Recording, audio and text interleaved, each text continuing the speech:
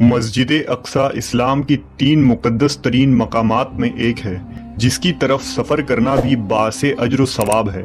مسجد اقصی اپنے آپ میں ایک مکمل تعمیری تاریخ رکھتا ہے جس کا تعلق قوموں کے عروج و زوال اور پیغمبروں کے مابعوث ہونے سے ہے۔ مسجد اقصی ہم مسلمانوں کے لیے قبلہ اول کی حیثیت رکھتا ہے جس کی طرف رخ کر کے نبی اکرم محمد صلی اللہ علیہ وسلم اور آپ کے اصحاب نے تقریباً 1.5 سالوں تک نماز ادا کی اور یوں لوگوں کو یہ پیغام دیا کہ اسلام کوئی نیا دین نہیں بلکہ یہ دین ابراہیم ہی کی ایک شکل ہے جو حضرت موسیٰ و عیسیٰ علیہ السلام کے تعلیمات کو پھر سے زندہ کرنے اور اصل توریت و انجیل کے پیغام پر عمل پیرا ہے۔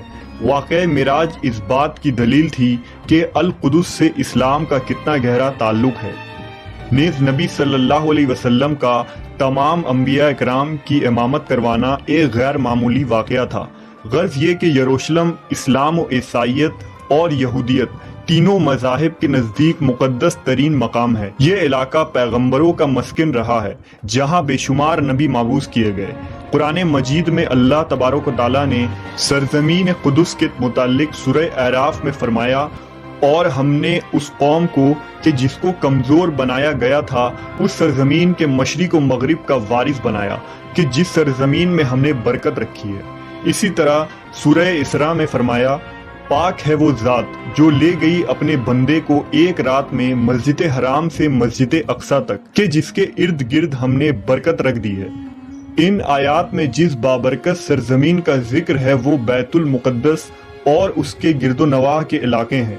حدیث مبارکہ میں حضور اکرم محمد صلی اللہ علیہ وسلم نے مسجد اقصی کی فضیلت بیان کیا، لہذا حضرت ابو ذر غفاری سے روایت ہے کہ انہوں نے نبی صلی اللہ علیہ وسلم سے پوچھا، اے اللہ کے رسول، اس روئے زمین پر سب سے پہلے کون سی مسجد تعمیر کی گئی؟ آپ نے فرمایا مسجد حرام۔ انہوں نے پھر پوچھا، اس کے بعد کون سی مسجد تعمیر کی گئی؟ آپ نے فرمایا مسجد اقصی۔ حضرت ابو ذر نے کہا، ان دونوں کے تعمیر کے دوران کل کتنا وقفہ ہے؟ آپ صلی اللہ علیہ وسلم نے جواب دیا، 40 سال۔ علماء و مفسرین کی ایک جماعت کے نزدیک مسجد اقصی کو سب سے پہلے خود حضرت آدم علیہ السلام نے تعمیر کی تھی اور بعد میں حضرت ابراہیم علیہ السلام نے اسے دوبارہ تعمیر کروائی۔ روایتوں کے مطابق اللہ نے حضرت جبرائیل علیہ السلام کو خصوصی طور سے حضرت آدم کی طرف بھیجا اور حکم دیا کہ مسجد حرام اور مسجد اقصی کی تعمیر کریں۔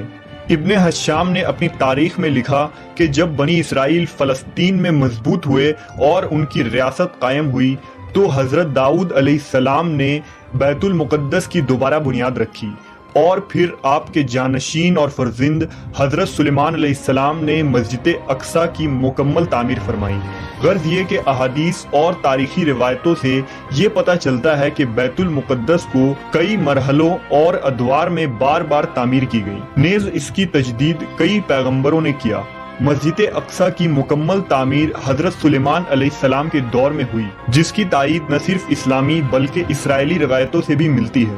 حضرت سلیمان علیہ السلام اللہ کے جلیل القدر پیغمبر تھے جن کی سلطنت مشرق سے مغرب تک تھی، اور انسانوں کے ساتھ چرند و پرند، جانور، حیوانات اور جنات پر بھی آپ نے حکومت کی تھی۔ جنات آپ کے تابع اور فرما بردار تھے۔ اللہ نے جنات کو آپ کے تابع کر دیا تھا جو حکومتی امور میں حضرت سلیمان علیہ السلام کے حکم کی تعمیل کیا کرتے اور بڑے بڑے کام سر انجام دیتے۔ لہذا مسجد اقصی کی تعمیری کام میں حضرت سلیمان نے جناتوں کو بھی لگایا تھا۔ اس مسجد کی تعمیر آپ کے بادشاہ بننے کے بعد ہی شروع ہو گئی اور تقریباً 40 سالوں میں مسجد کی تعمیر مکمل کی گئی۔ تعمیری مقام پر حضرت سلیمان علیہ السلام نے شیشے کا ایک حجرہ بنایا تھا جس کے اندر آپ عبادت کیا کرتے تھے۔ آپ اپنے عصا کے سہارے کھڑے رہتے اور اللہ کی عبادت میں مشغول رہا کرتے تھے۔ یہ عبادت کافی طویل ہوتی تھی، آپ کئی دن یا ماہ ایسے ہی کھڑے رہتے اور جنات اپنے کاموں میں مشغول رہا کرتے۔ جب سلیمان علیہ السلام کو یہ علم ہوا کہ جلد ہی آپ کی وفات ہونے والی ہے تو آپ نے اللہ سے دعا کی کہ ایسا معجزہ صادر ہو جائے کہ ان جنوں کو آپ کی وفات کا علم ہی نہ ہو اور وہ اسی طرح اپنے کاموں میں مصروف رہ کر مسجد کی تعمیر مکمل کر دیں۔ لہٰذا اسی حجرے کے اندر جب آپ عبادت میں مصروف تھے تو آپ کی روح قبض کر لی گئی، لیکن اس عصا کے سہارے آپ علیہ السلام کی جسم مبارک ویسے ہی کھڑی رہی اور جنات یہ سمجھتے رہیں کہ آپ عبادت میں مشغول ہیں۔ دراصل پیغمبروں کی جسم مبارک کبھی سڑتی نہیں، نہ ہی زمین کی مٹی انہیں کھا سکتی ہے۔ اس روئے زمین پر جتنے بھی نبی بھیجے گئے آج بھی ان کے جسم قبروں میں صحیح و سالم موجود ہے اور غیبی طور سے انہیں رزق ملتا رہتا ہے۔ لہذا حضرت سلیمان علیہ السلام وفات کے کئی سالوں بعد تک اسی مقام پر عصا کے سہارے کھڑے رہے۔ آخر کار جب اس عصا کو دیمک کھانے لگی اور وہ لاٹھی کمزور ہو گئی تو آپ کی مبارک جسم زمین کی طرف جھکنے لگی، اور تب جناتوں کو یہ علم ہوا کہ حضرت سلیمان علیہ السلام کی وفات ہو چکی ہے۔